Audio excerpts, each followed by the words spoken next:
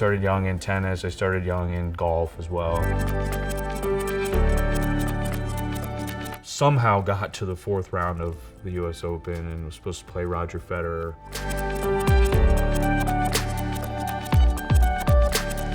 I was having anxiety attacks every 10 to 15 minutes of every hour of every day.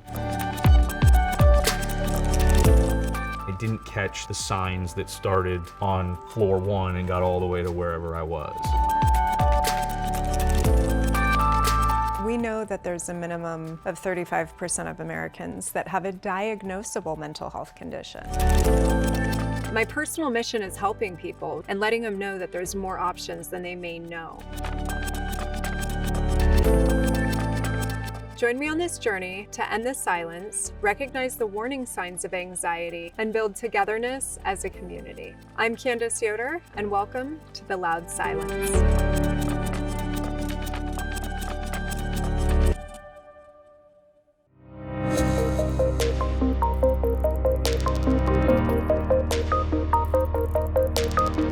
You've had an incredible tennis career, although that's not necessarily what we're here to talk about today.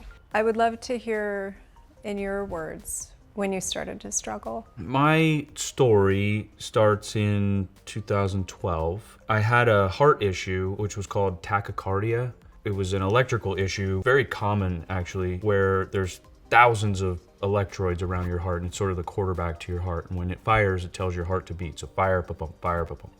And some of them can malfunction and fire sort of uncontrollably. And when they do, your heart doesn't know but to beat. And so when that would happen, when these episodes would happen, it would just fire constantly and uncontrollably. And so I couldn't stop it. I couldn't slow it down. Tennis-wise, when I trained practice and stuff, I would train with a heart rate monitor on so I could know exactly how high I could get my heart rate and then exactly how low I could get it within 25 seconds or 20 seconds. It seemed to happen in a lot of stressful scenarios. There's a procedure called an ablation where you fix the tachycardia. I got that procedure and was successful right away, first time. So I didn't have that issue ever again, but my mind sort of went and sort of gradually, as I got from April to May to June to ultimately August, it sort of ever so slightly got worse and worse in terms of, is this going to happen again, or am I going to be okay? Will this happen on the court? And mind you, I had to pull out of the French Open to do this procedure, but I'm in London playing Wimbledon. I'm playing in the biggest tournaments of the year, all while still trying to deal with the stress of being the top-ranked American, a top 10 player in the world. Lots of media and stress and obligations and things that I wasn't quite used to, because early in my career I wasn't as highly ranked as I was in this time, 2012. I somehow got to the fourth round of the US Open and was supposed to play Roger Federer, who was number 1 in the world at the time. This is sort of the match that you get to play in. It's not a have to play in match to get to sort of thing. And it's like, you get all the way to this point, the moment that you want to be in. I got to that day and ultimately got in the car to drive to the site, and it was too overwhelming. I was having anxiety attacks every 10 to 15 minutes of every hour of every day at this point. And again, at this point, I sort of had an understanding of what was going on. Severe anxiety disorder. It wasn't depression, it wasn't panic attacks. I didn't know anyone, and I didn't catch the signs that started on floor 1 and got all the way to wherever I was. And so I got in the car heading to the site, and I'm thinking to myself, like, how am I gonna play? I don't even know, how am I gonna get through this? I'm crying, and I'm super emotional because I don't know how I'm gonna do this in front of 22,000, just the biggest stadium in tennis, and how am I gonna do this? And it never crossed our minds. Thank God my wife is there in the car, and she says, you don't have to play. And right then, just a weight lifted off my shoulders, because it never would have crossed my mind. It never it wasn't in the mindset that I was trained to be this player, this athlete. I'm not gonna play. And it was unheard of back then, right? And I just blamed it on, I just said I had like a knee injury or something. I can't even remember. I think I said it was knee or back, because I always had a knee or a back thing. Something was always hurt. I left. I pulled out. You go to the referee's office and you say, I'm not playing, I have to pull out, sorry, I have a knee injury.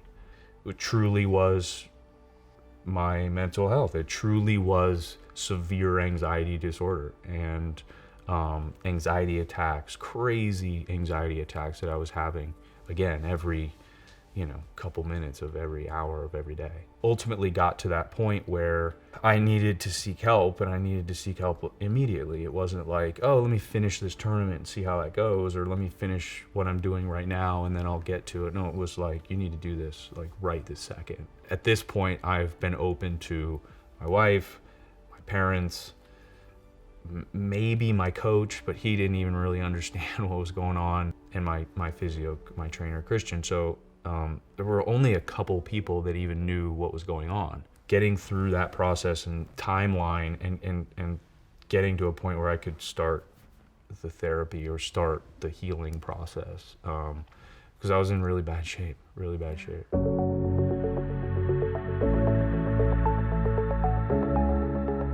What symptom list did you have that you didn't recognize was a problem? Anxiety disorders are really hard to articulate. Like, I don't have the vocabulary to describe it like perfectly, right? And it's like, my body is here, why is my head way over there? I hadn't developed the tools to take my mind away from it, or I didn't have the medication or the therapy behind me to learn from it. So you went into therapy, and what was some of the first things that you learned?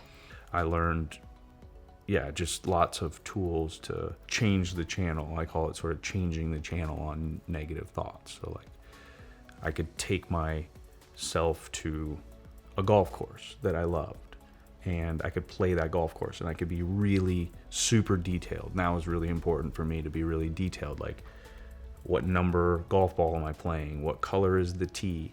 What's the weather like? Is it windy? Is it sunny? Is it, So I would go and I'd put the tee down, and I'm visualizing literally playing this course like very slowly and detailed. And once I get to like the couple shots into the third hole, I sort of can pop out of it, and it sort of changed the channel a little bit on where my mind was going. It's things like that, just kind of learning from all the episodes, learning that for me, alcohol does not work. Tons of caffeine does not work. Tons of stress, being super overwhelmed. Most of those things are very controllable. Some of those things aren't. I was able to learn why. I thought I had a good grasp on like why it happened almost every time. I felt like with the right medication, with the right therapy, the medication really helped me. The medication that didn't mess with my cognitive frame at all, I didn't feel it physically, that was the best for me. Like when you have anxiety, like you can feel like my fingers tingling, or like I feel like I'm gonna get sick soon, and my throat itches or whatever, and I know that when I get sick, I get anxiety. At this stage, they're happening a little bit less than every hour of every day kind of thing, but they're happening a lot and too much, and uncomfortably too much. But I'm really lucky to have great friends, a great family, very close. Our family's all very close, both sides of the family, and so that was super helpful. Do you consider yourself a sensitive person? Yeah, I'm pretty a softie. The real me is like, yes, I am a softie or emotional at times. If somebody says something about me, I'll take it really personally, right? But I'm tough. That's the part that like is sort of funny to me a little bit, right? Like the person who says, I'll just suck it up and go out there, could never do what I did. And it's kind of ironic that that's the person that I want to educate. I think there's power in that. And I'm really grateful personally that we're really redefining what it means to be tough. Mm-hmm. For instance, when you asked for help and you said no to that match, Mm-hmm. I believe that's a lot harder than people just pushing through and pushing it down, working through something, walking through it, not ignoring it. Yeah.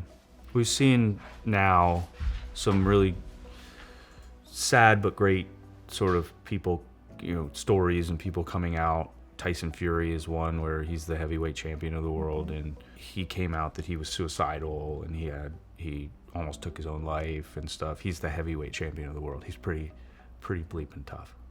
I don't know if I can cuss on this thing or not. Kevin Love came out and, has struggled with it. Michael Phelps is a great friend and someone that I talk to a lot about how you just text me out of the blue, how you doing? I'll do the same. How you feeling? How you doing?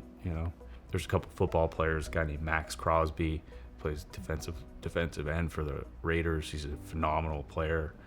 He has come out and said he struggles with his mental health. He's pretty tough. He's a football player.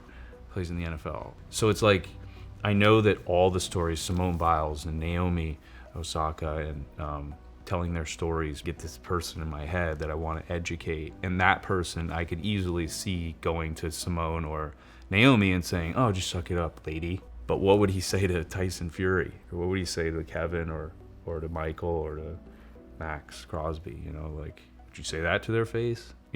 Probably not. So it's definitely harder doing this than it is to just keep it inside. So that person that you want to educate, Mm-hmm. if that person were sitting here, what would you say to them? I would say be careful, because it could happen to you, it could happen and can be happening to your loved ones. I assume that every person on the planet has someone close to them that are either suffering and haven't told them, or have told them and have suffered from it.